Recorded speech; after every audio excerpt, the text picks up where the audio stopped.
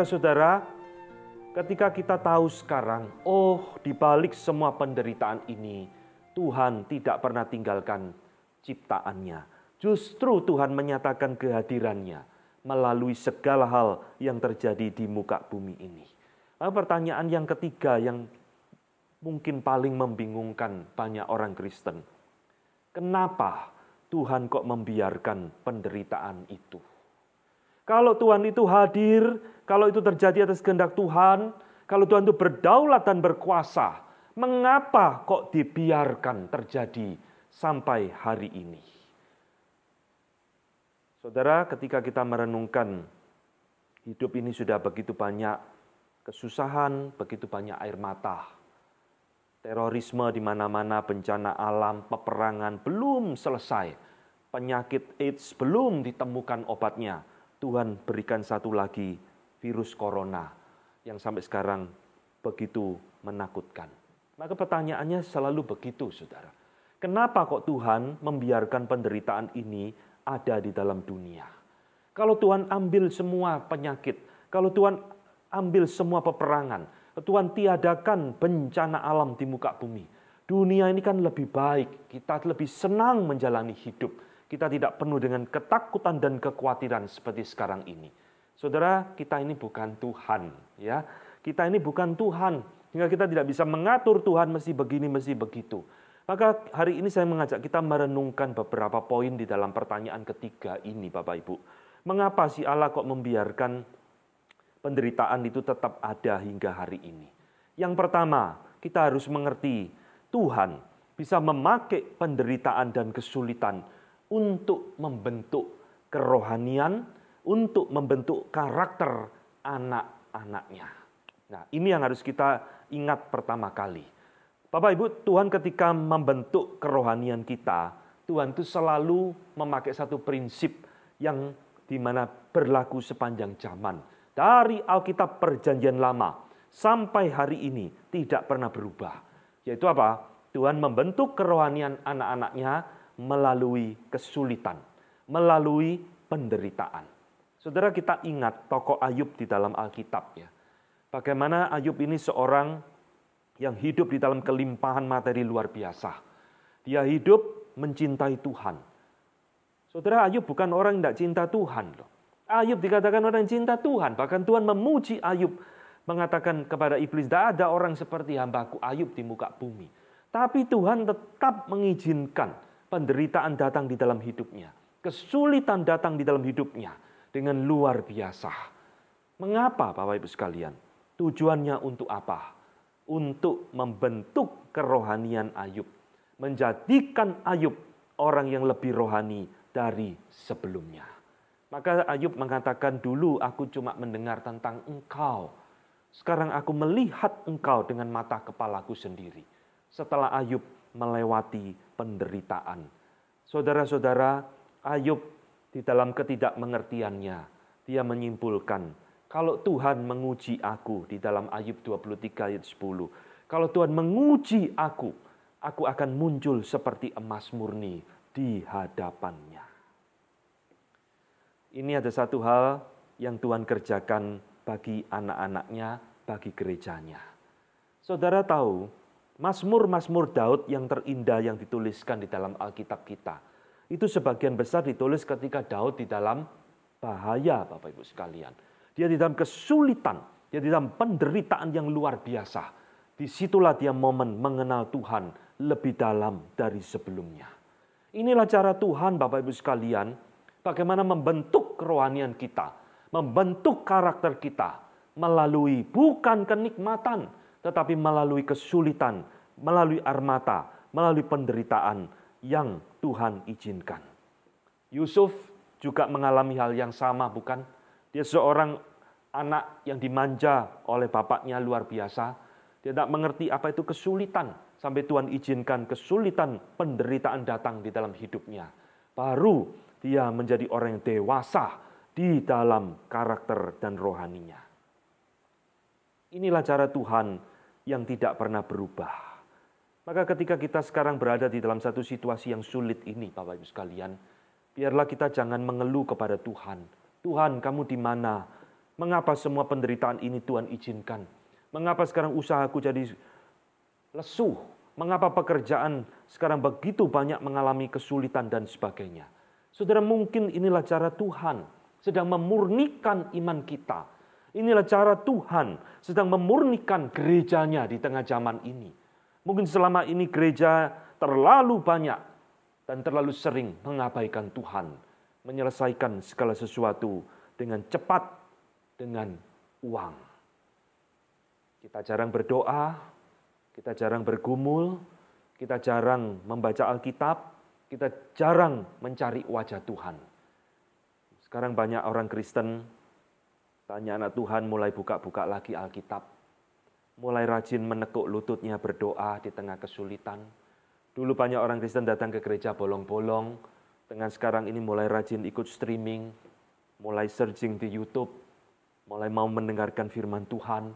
Saudara, inilah cara yang mungkin Tuhan pakai bagi kita saat ini untuk membentuk, untuk memurnikan iman dan kerohanian kita.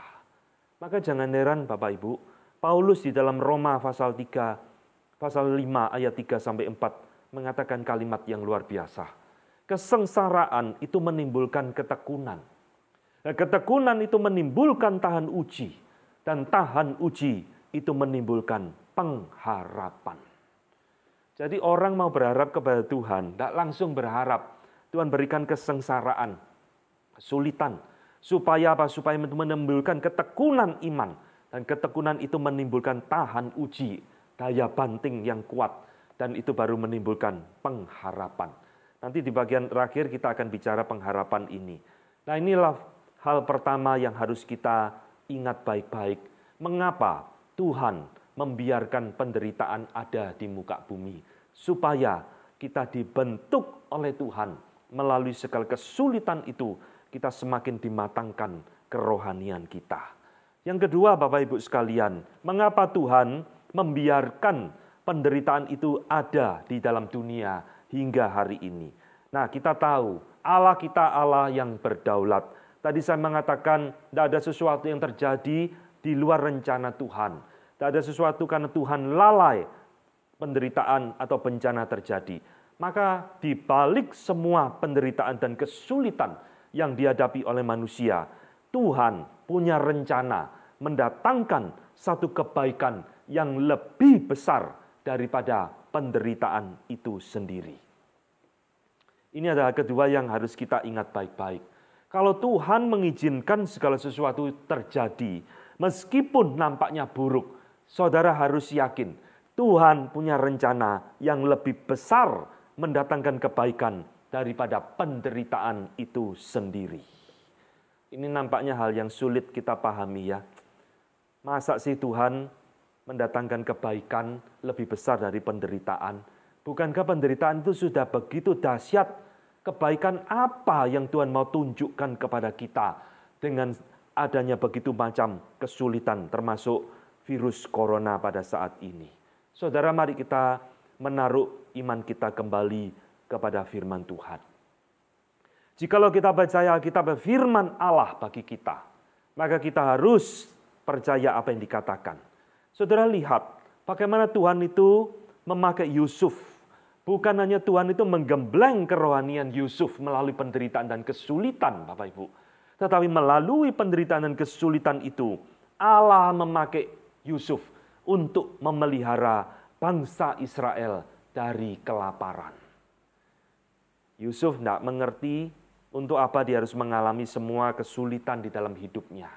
Dia cuma seorang remaja yang baru bertumbuh jadi pemuda.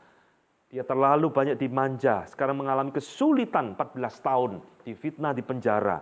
Sampai di dalam Kejadian 50 baru ujung-ujungnya Yusuf mengerti. Oh, Tuhan memberikan penderitaan kepadaku supaya aku bisa dipakai olehnya untuk memelihara bangsa Israel dari kelaparan.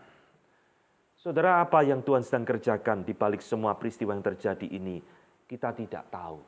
Tetapi kita harus menaruh iman kita. Tuhan tidak ada maksud yang jahat di balik semua rencananya. Saudara-saudara, kalau Kristus tidak mati di atas kayu salib, maka tidak ada kebaikan yang lebih besar, tidak ada manfaat, tidak ada faedah yang kita terima dari anugerah Allah. Ketika Kristus mati di atas kayu salib, Bapak Ibu sekalian, itu adalah satu kejahatan manusia yang luar biasa. Kristus menderita dengan luar biasa. Bahkan di atas kayu salib dia berkata, "Allahku, Allahku, mengapa engkau meninggalkan aku?" Satu penderitaan yang tidak bisa kita pahami. Tetapi ingat prinsip nomor 2 ini, Bapak Ibu sekalian. Di balik semua yang nampaknya bencana, di balik semua yang nampaknya kesalahan, penderitaan, Tuhan mampu mendatangkan kebaikan yang lebih besar daripada penderitaan itu sendiri. Kalau Kristus tidak disalib, hari ini engkau dan saya tidak diselamatkan, Bapak Ibu sekalian. Kristus harus mengalami penderitaan itu, supaya Tuhan bisa mendatangkan satu berkat yang lebih besar dari penderitaan itu sendiri. Seorang bapak gereja yang bernama Agustinus, dia mengatakan kalimat yang menarik. Satu kalimat yang agak kontroversial, tetapi sesuatu yang betul adanya. Agustinus mengatakan, Allah menilai lebih baik sesuatu hal yang baik muncul dari sesuatu yang jahat, daripada tidak ada kejahatan sama sekali. Allah menilai lebih baik muncul sesuatu hal yang baik dari sesuatu yang jahat, daripada tidak ada kejahatan sama sekali. Kita harus pegang prinsip ini, Bapak Ibu sekalian. Inilah yang dikatakan di dalam Roma 8 ayat 28 oleh Rasul Paulus.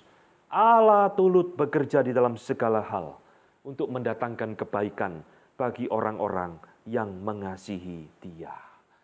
Maka ketika kita berada sekarang di dalam satu situasi yang tidak menyenangkan ini, kita harus ingat ini terjadi semua dalam kedaulatan Tuhan. Dan Tuhan memiliki rencana yang lebih besar di balik semua hal yang nampaknya buruk ini. Apa itu? Kita tidak tahu. Mungkin melalui semua ini Tuhan sedang mengerjakan kebangunan rohani bagi gerejanya, bagi engkau dan saya, bagi umat Tuhan di seluruh muka bumi. Nah, saudara, yang ketiga, apa yang bisa kita temukan di dalam Alkitab? Mengapa Allah membiarkan penderitaan itu tetap ada di dalam dunia?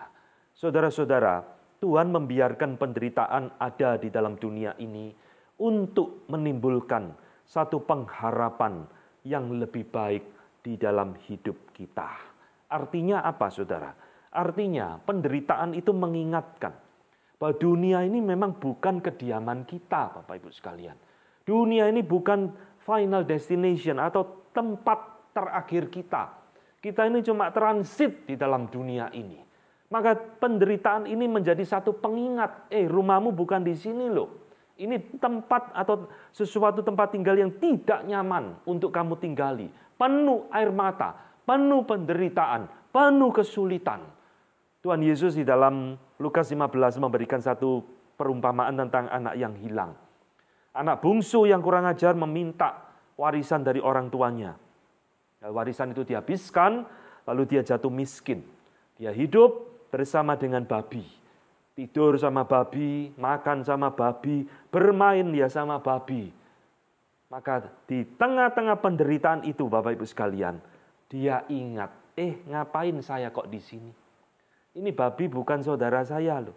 Di rumah bapakku di situ ada banyak pelayan yang siap melayani aku. Di rumah bapakku di situ banyak makanan yang enak. Ada banyak fasilitas. Ngapain saya ada di tempat seperti ini? Ini bukan tempat tinggalku. Saudara, ketika anak yang hilang itu sadar, dia bukan harus tinggal di tempat itu. Dia bangun, dia cari dan pulang ke rumah bapaknya. Maka perumpamaan ini juga berlaku bagi kita selama kita hidup di dalam dunia ini.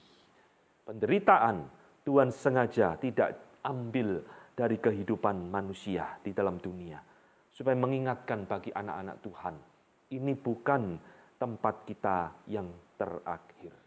Saudara, penderitaan itu membuat kita merindukan langit dan bumi yang baru.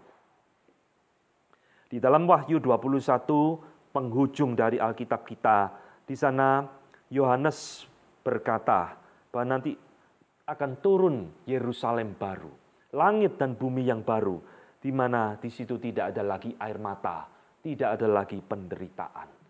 Jadi saudara, penderitaan itu bukan kekal, saudara. Penderitaan itu suatu saat akan berakhir karena Kristus sudah menyelesaikan dan menebus kita, hukuman kita di atas kayu salib. Maka ketika penghukuman itu sudah ditebus, sudah dibayar oleh Kristus, maka konsekuensi dari penghukuman itu, yaitu penderitaan, juga akan berakhir. Penderitaan di muka bumi sementara, suatu saat akan lenyap pada waktu Kristus datang kedua kali, dan kita akan masuk di dalam langit dan bumi yang baru. Di sana tidak ada lagi air mata, tidak lagi penderitaan, tidak ada lagi kesulitan, tidak ada lagi virus corona, tidak ada lagi banjir, perang, dan sebagainya. Yang ada sukacita bertemu dengan Tuhan. Maka ini memberikan kepada kita satu penghiburan dan kekuatan. Selama kita hidup di dalam dunia ini, kita selalu menengadah ke atas. Penderitaan membuat kita melihat kepada kekekalan. Penderitaan membuat kita merindukan pengharapan yang lebih baik di langit dan bumi yang baru.